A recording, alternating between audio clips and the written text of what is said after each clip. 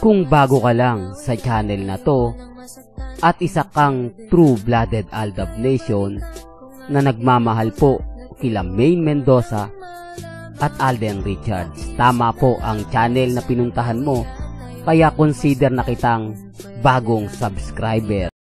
Welcome back mga ka-Aldab. Ito na naman po ang inyong lingkod, si Mr. Destiny. At syempre magbibigay tayo ng pinakamainit na update po ngayon sa social media. Ito yung pinaka-latest na kaganapan ngayon sa Instagram, sa Twitter, at sa Facebook mga ka-Aldab. Ang latest post ni Alden na nag-dinner nga po sila nila Mama Ten at syempre ni Daddy Bay at Richard Paul Crason. Sa photos na yon, di po ba kamukha ni Mengay talaga yung kasama ni na Alden, pero syempre hindi po yun si Maine Paul Crason dahil hindi naman po magpapakita yon, lalo na po ngayon na talagang alam nyo na, di po ba, na mainit nga ang sitwasyon. Sa post ni Alden, mapapansin nyo na simple lang po. O ba? Yung tipong wala lang, nag-post lang si Alden sa kanyang Instagram, sa Stardust Makati, di po ba? Para lang, kumbaga masabi na pumupunta siya dyan every Friday. Di po ba?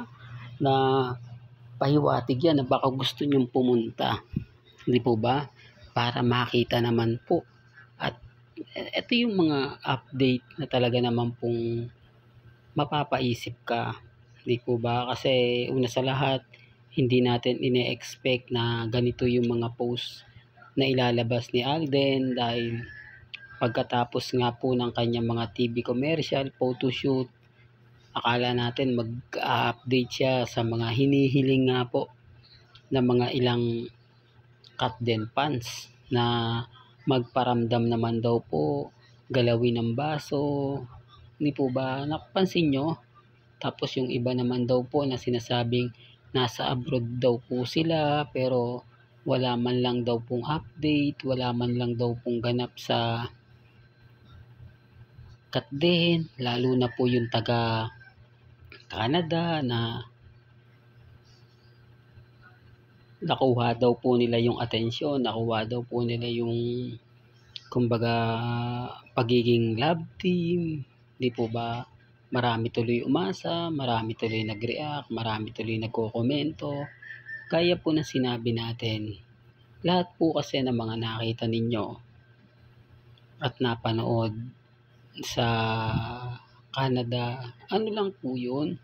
Kumbaga mga eksena po nila sa pelikula. Kasi malabo pong mangyari yan sa totoong buhay.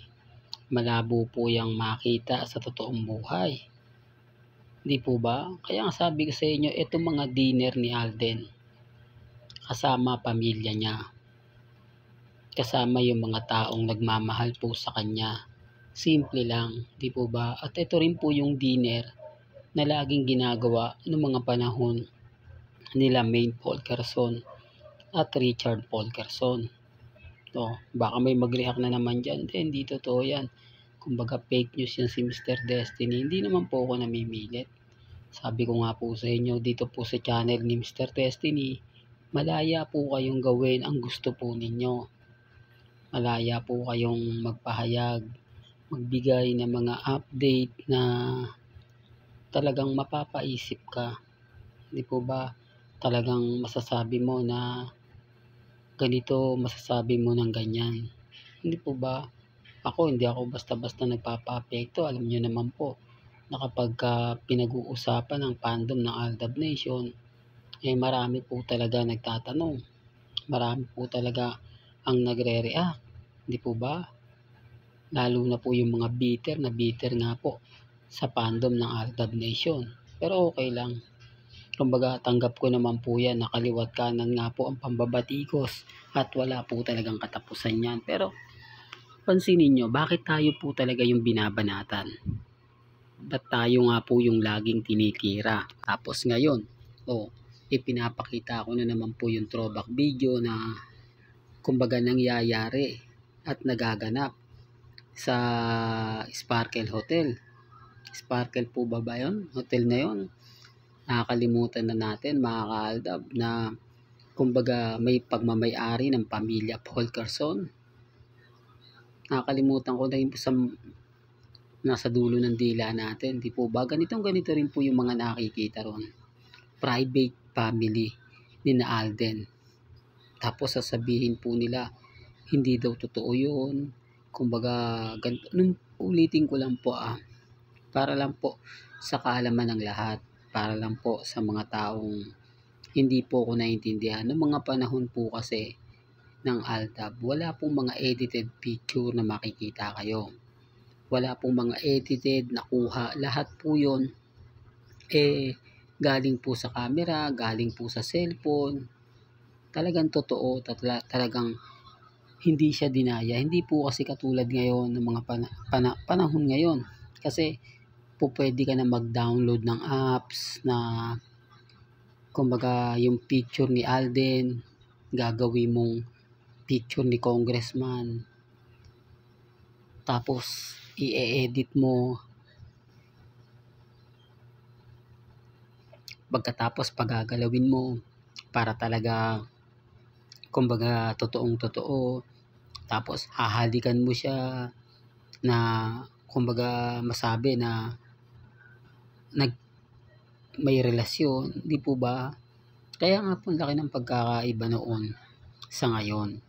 Yan po yung lagi kong pinapaliwanag na hindi po lahat ng mga photos, mga video na in-upload ni Mr. Destiny na nakita po ninyo, hindi ko po yan inedit kasi kuha po yan ng 2015 hanggang 2018. Lahat po yan totoo at yung mga sinabi po nila Bossing, nina Henyo Master Joey De Leon, Alan Kay, Wally, Jose, Paulo, Luwan D, Poleng, at si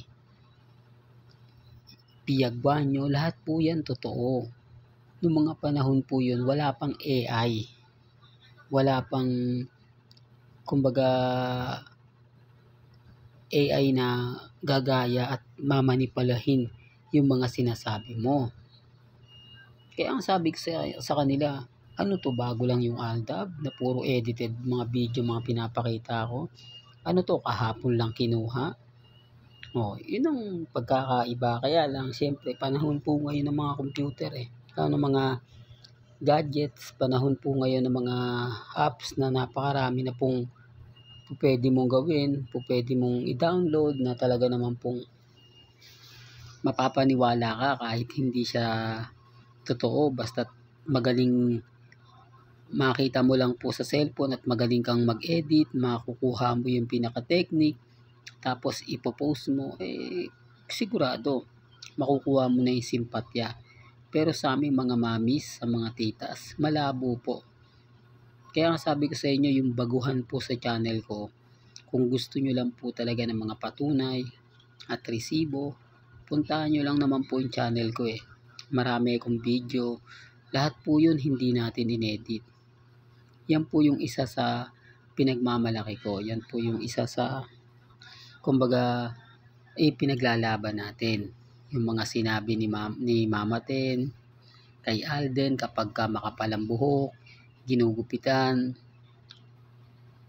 sa Dakak, di po ba? Sa Palawan, sa Maldives, sa Siargao, lahat po yan may komunikasyon ng Aldab. Private plane, di po ba, na binili ni Alden, lahat po yan hindi ko inedit, lahat yan kuha po mismo sa dalawa. Lahat ng mga naganap at nangyari noong 2015 hanggang 2018, totoo po yun. Wala pa pong gadget na makakagawa ng mga bagay-bagay na ginagawa ngayon at ng panahon ngayon, di po ba? Para lang klaro, para lang po sa mga taong dumadaan at syempre bumibisita na rin po kay Mr. Destiny. Well, hanggang dito na lang po yung updates natin mga kaaldab. Kaya kung gusto nyo pa po ng pinaka-latest at sariwang update, abay tumutok lang po kayo dito po sa channel ni Mr. Destiny. para updated po kayo sa mga latest at sa mga bagong video po na ilalabas po natin maya-maya lang. Hanggang sa muli, salamat po sa panonood at pakikinig.